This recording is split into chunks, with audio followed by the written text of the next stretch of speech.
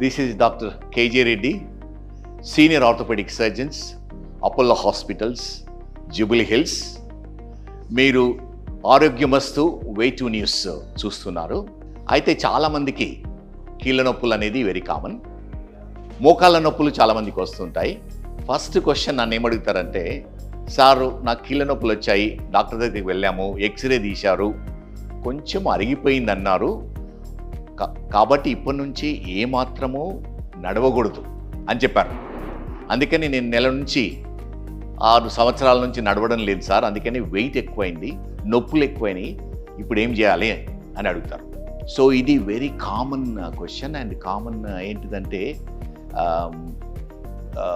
Correct advice కాదు. నడవడం అనేది చాలా ఇంపార్టెంట్ ప్రతి ఒక్కరికి.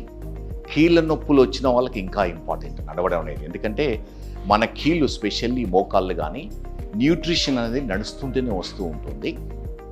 సో నార్మల్ జాయింట్స్ కూడా మన న్యూట్రియంట్స్ అనేది జాయింట్ ఫ్లూయిడ్ నుంచి తీసుకుంటాయి. ఇది ఎవరికైతే ఎర్లీ ఆర్థరైటిస్ ఉందో వాళ్ళకు చాలా ఎక్కువ అవసరం ఉంటుంది.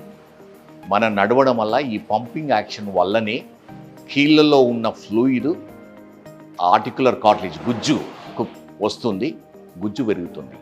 అందుకని జనరల్ పాపులేషన్ కూడా వాకింగ్ అనేది చాలా ఇంపార్టెంట్.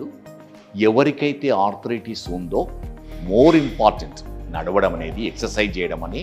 అప్పుడే మీ కండరాలు బలంగా ఉంటాయి, ఈ ఆర్థరైటిస్ అనేది డిలే కావడానికి వీలవుతుంది.